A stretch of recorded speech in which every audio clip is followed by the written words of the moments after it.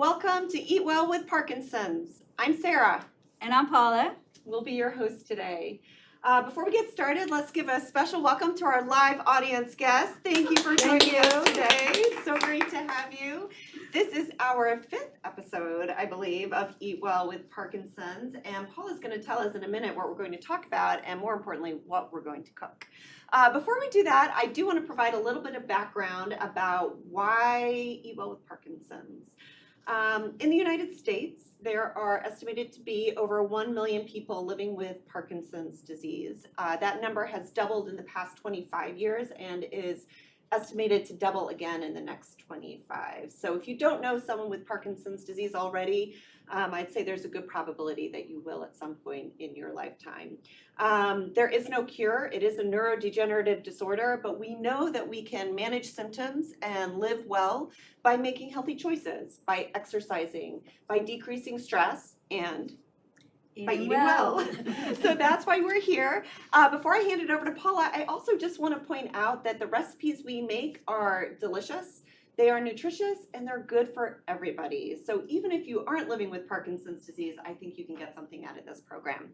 Paula, what's the topic today? So today we're talking about oxidative stress and how oxidative stress can be managed by eating a high amount of antioxidants, and we're going to cook and how we can clean up our diet.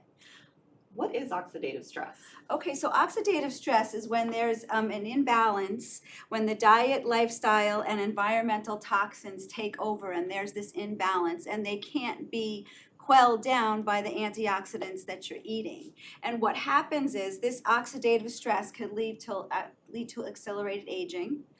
It can lead to chronic health problems, and it also can lead to the breakdown of the dopaminergic neurons in Parkinson's disease. In the brain. In the brain. So it's very important to try and understand the foods that have the antioxidants, because the antioxidants help turn off these free radicals from running around in the body and causing damage in the body and the brain. So it's very important to get, like you see on our display here, of colorful fruits and vegetables. And you don't necessarily have to know which antioxidants that we're talking about, but there's a whole bunch of antioxidants that have protective effects on the body. Are there some that are more protective than others? It's kind of like just trying to get that quantity of color in, the quantity of antioxidants, and we shoot towards trying to get vitamin C, vitamin E, and beta carotene, which is a form of vitamin A. And what foods have those? Okay, so vitamin C we all know because we think of citrus fruit, but Brussels sprouts are very high in, and red peppers are great sources of vitamin C. So those we always know from the Linus Pauling days and eating healthy and reducing our sniffles during the cold season. Mm-hmm. Vitamin E is found in a lot of oils and seeds and nuts.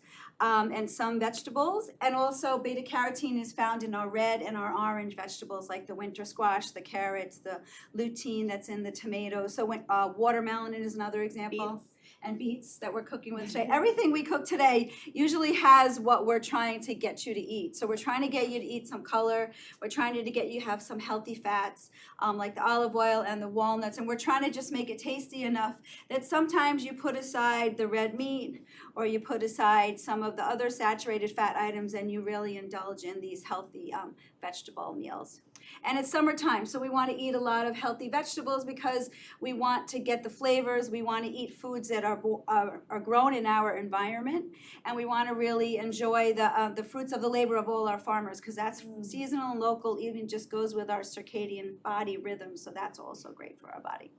We're so lucky to live out here on the East End. We have access to a lot of different farm stands and local fruits and vegetables, and a lot of what we're making today does look in season.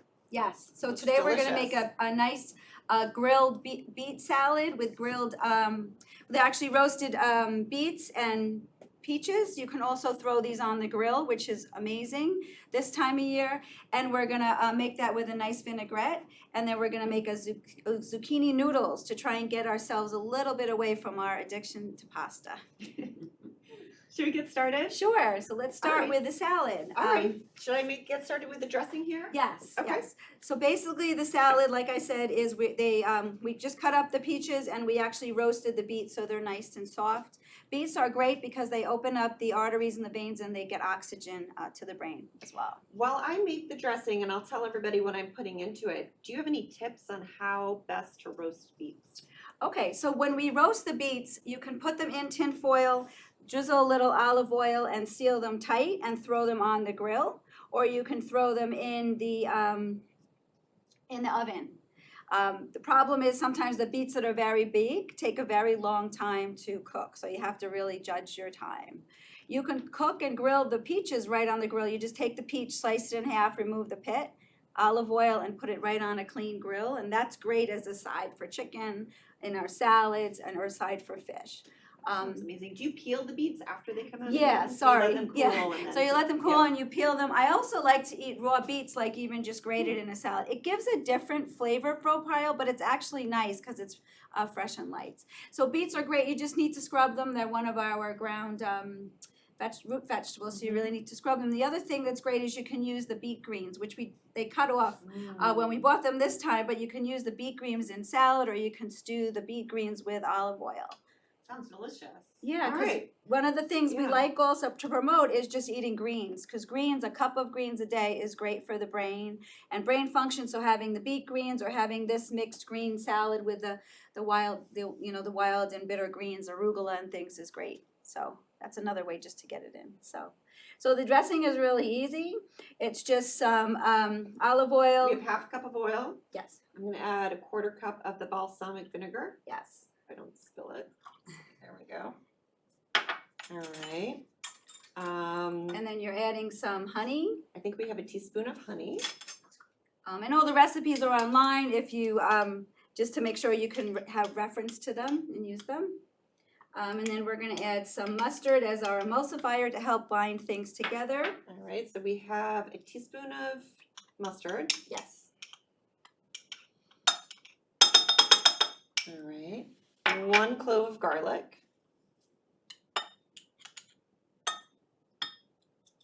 All right, and we'll whisk that together. And you can Pretty switch easy. up the vinegars, you can switch up, a nice apple cider vinegar would be nice for this, or even just a nice white rice vinegar is a little bit lighter, depending what you feel like. And then it's really just arranging the salad on the plate.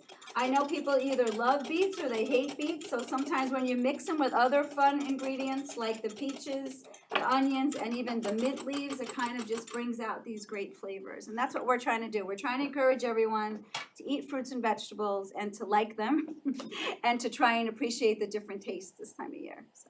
I think in one of our first episodes, you gave us a number of different fruits and vegetables to shoot for. Do you remember? Yes. How many is that? So it's 30 a week, All right. which sounds overwhelming, but if you break it down to 5 a day, it's kind of even like a minimal And I'm number. looking at this. We have 1, 2, 3, 4, 5, 6, 7. Yeah. So we're doing pretty well. Yeah, so you're doing pretty well. Yeah.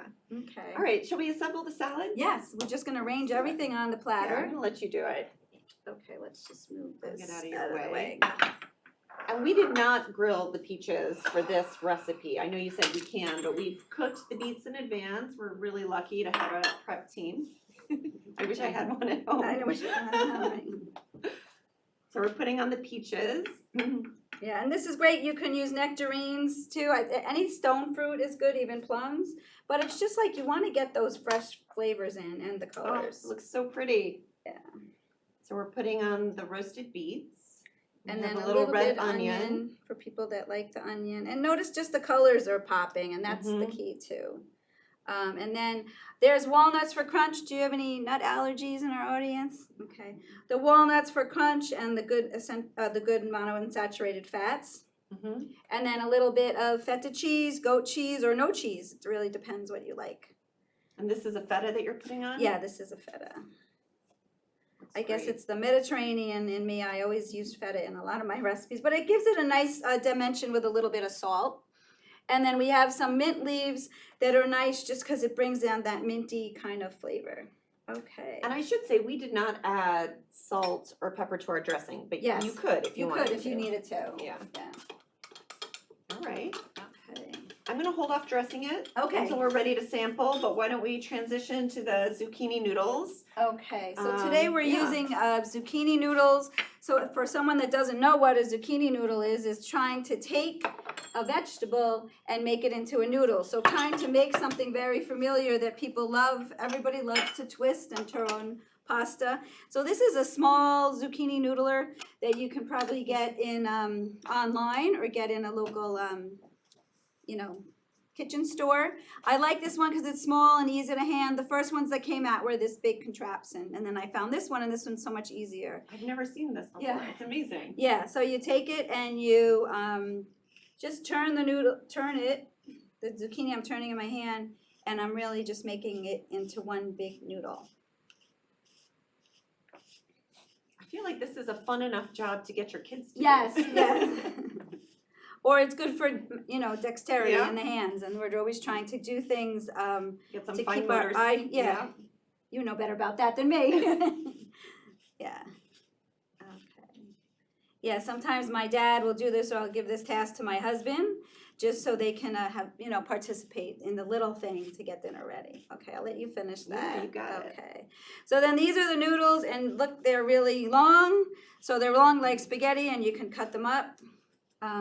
And it's just nice because you can even have these, or you can mix them with pasta, just to kind of cut down of the amount of pasta we're using. And then we're gonna move, what I like about it is you can use this noodle maker for butternut squash, you can use it for the yellow squash.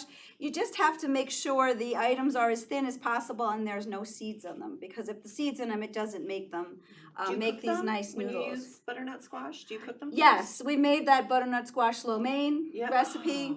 Oh, amazing. We're gonna show you this recipe with it raw as a salad, but you can also cook it, and I've also heated up some zucchini noodles. So these noodles are very versatile. Sometimes I'll make a really nice bolognese sauce. And I love bolognese and I love pasta, but I feel like if I make it, I eat it, and then I eat too much. So I like to either balance it out with 1 or 2 zucchinis for us, and then like half the amount of pasta, and you put it all together, and it's great. And also just a great way to get more greens. Yes, more greens and veggies. Okay. So this is a sauce. This is a pesto. What we're going to use, can you get me I will those? drain, So yeah. what we're going to use for the base of the pesto sauce is actually we're going to make it creamy by using some walnuts. So these walnuts were soaked overnight in warm water, or you just boil them for, you just put them in boiling water for about an hour or two, and you want to just make them soft texture. We're going to use both of them. Yeah. We're just going to make it, so what you're trying to do is you're trying to mimic our favorite ricotta cheese. So you're going to make these soft and creamy by using the food processor. We're going to put some, a little bit of water in it first, and then a little bit of olive oil. And then I'm going to blend it up. Okay. And in the recipe, you call this a walnut cheese. Yes, because you're making it a puree. Oops, sorry, you probably can't hear me. You're making a puree, so you're making it like ricotta cheese.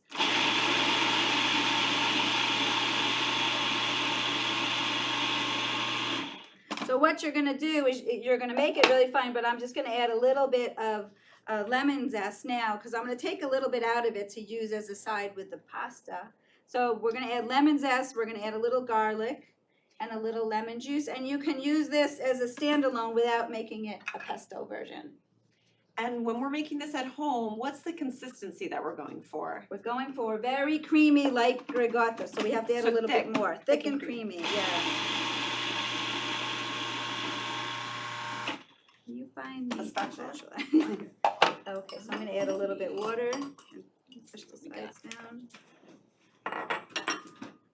And we might need a little bit more How of about a my olive spoon oil. to get you started? Yeah, okay, Yeah. that's great. Okay. So I'm gonna add a little bit more pulsing. I wanna try and get it to the right consistency so we can show you, and then we'll add the greens to it.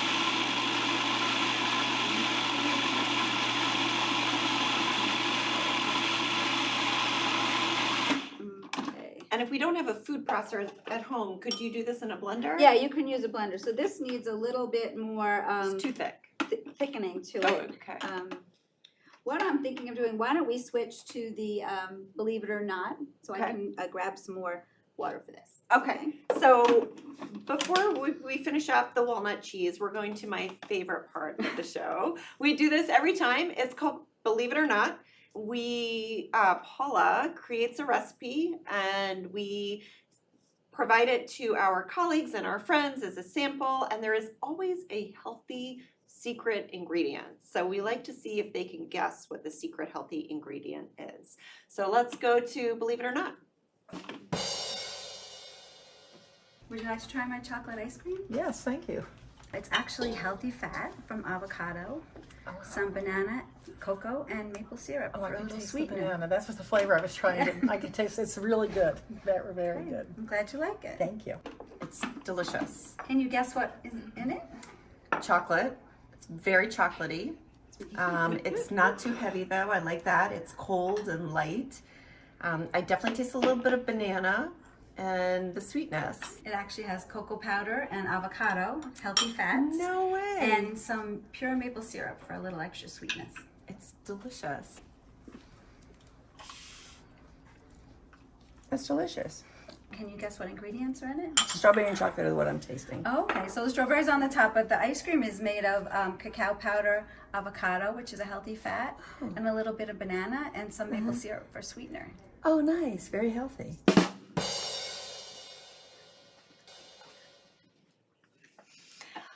So I was one of your taste testers. I promise I did not know the secret ingredient in advance, and I could not taste the avocado at all. It was delicious. Yes. Yeah, you know, it's a surprise. Sometimes I think at night we're craving something sweet, or in the afternoon, a hot day. So it's nice to have these ingredients that just blend so nicely together. You can put it in your freezer and it lasts for 3 to 5 days and you can enjoy it. So. And I will also say we have some samples for our live audience guests. So if you're not here and you want to sample some of our delicious treats next month, make sure you reach out and we'll get you in. Okay. All right, how are we doing? So we're back to the cheese. What we're going to do is I put a little more olive oil in it and a little bit more water, and we're going to just blend it a little bit more.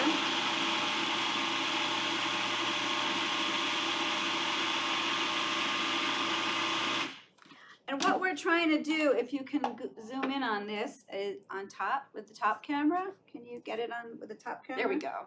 Okay. Is we're trying to get it nice and creamy and smooth.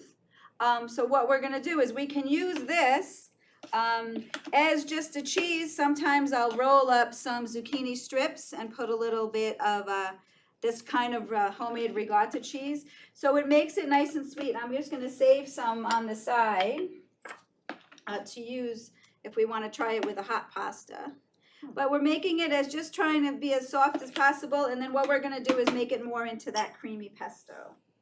Okay, so now I'm gonna add, I have some nice fresh basil leaves, which is usually the foundation of our pestos, but to get those greens in that I'm shooting to try and get in every day, I'm gonna also add some spinach leaves. So this is a combination of spinach and basil, and if you could smell it, you would smell how delicious the pesto smells with the basil. Yeah, the basil, wow. It smells so good. Okay.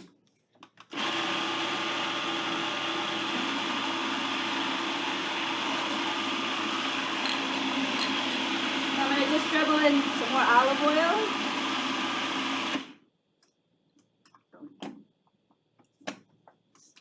It stopped.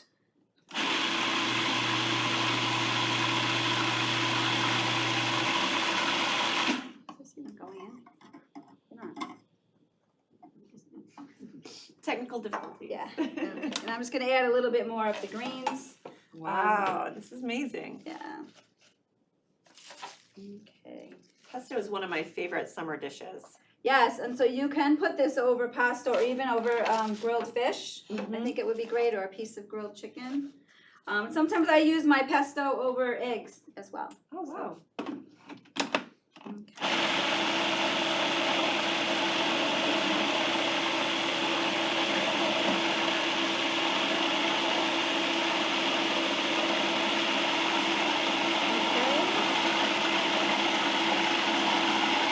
Okay, so as you can see, it's getting creamier, but we like it to be very creamy and soft, so we usually use a generous amount of olive oil when we make a pesto, so I'm just adding a little bit more. There's great vitamins and antioxidants in a really good extra virgin olive oil. So that's something you should try and include every day in your diet, and even just shooting for about 3 tablespoons of olive oil.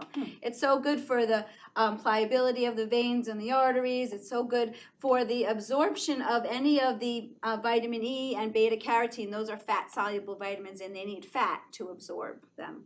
So you want to have these, even vitamin D that is so great and prevalent in a lot of our body function. It's great to have some extra olive oil because that's a real good consistency to help pull the nutrients into the body. So I'm going to just blend it up a little bit more.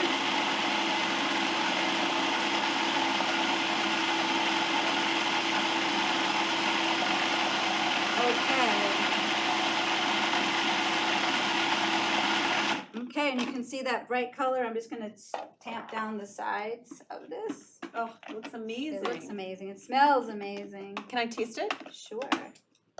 Okay. Take a little taste. Okay. Yeah.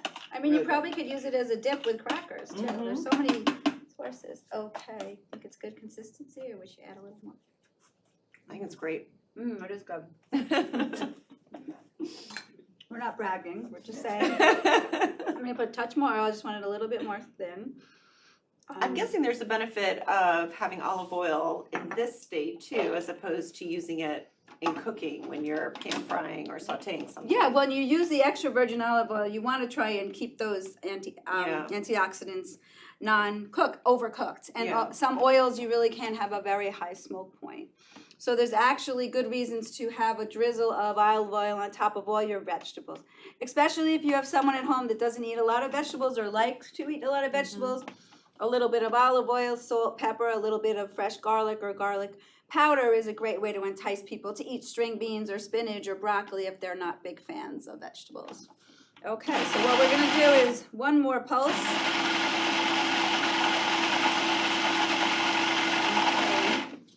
And then all we're going to do is we're going to put some of these great zucchini noodles in our on our platter. Okay. They are very long. A little bit more. So as we wrap up this episode and you're starting to plate, I will just announce that we'll be back next month. Our topic is inflammation and Parkinson's disease, but I know that inflammation is also a topic that is relevant to all of us.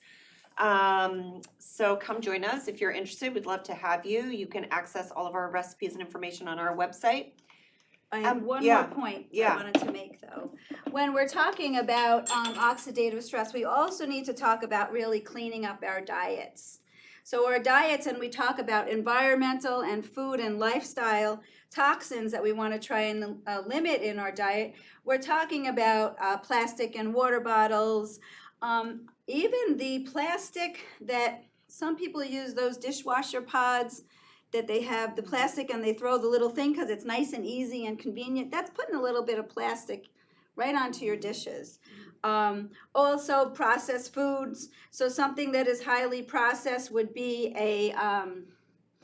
like a frozen meal or some canned soup or some potato chips or pretzels, but when you take it and we eat whole foods, when we try and make our own chicken or make our own broccoli or our own salads, that's unprocessed. Obviously, you're processing it minimally yourself. Something like a yogurt that's just a Greek yogurt or a plain yogurt is not as processed as something like a yogurt with fruits and berries and blackberries or the colors of the dyes. So additives, dyes, preservatives need to be limited. Really cleaning up our diet, looking at how much sugar and high fructose corn syrup you're eating, and also look at any amount of nitrate. So any processed meats or deli meats, sausage, bacon, those kind of things. We're trying to minimize it. And when you get rid of a lot of these processed flavors and you eat flavors like what we're presenting here, you really notice how delicious the flavors are. So this is our salad. You can mix it with a combination of either the fresh tomatoes or the sun-dried tomatoes to give a little bit of color. And it is tomato season. We're in the heart of August, so it is tomato season right now with us. So this is it. And then this is the noodles that are hot. And this is the same zucchini noodles. Sometimes we'll mix in a little bit of this cream or this ricotta cheese, the homemade ricotta cheese. And you can do this with cashews too. And what you're doing is you're taking that pasta and you're making it Oh, creamy. it looks amazing. Yeah, and that's what we like. Looks so good. Yeah. All right, before we sign off, Can I'm you gonna just try give a us? bite. Yeah, let's try a bite. Okay. Why don't you put some in a bowl or something? Oh, I'm just gonna go for it. Okay. Okay. Whoa! Look at these noodles. But they're all they look like pasta, but they're actually zucchini. That is delicious. I dressed the salad. It looks amazing. We'll hand out some samples to our guests here in just a minute. Thank you for watching us at home. We hope you'll visit our website. You can access our recipes and information there. You can also find our contact information in case you want to reach out with questions. And until next time, Until next time, remember, eating well tastes tastes great. Thank you. Thank you. Bye.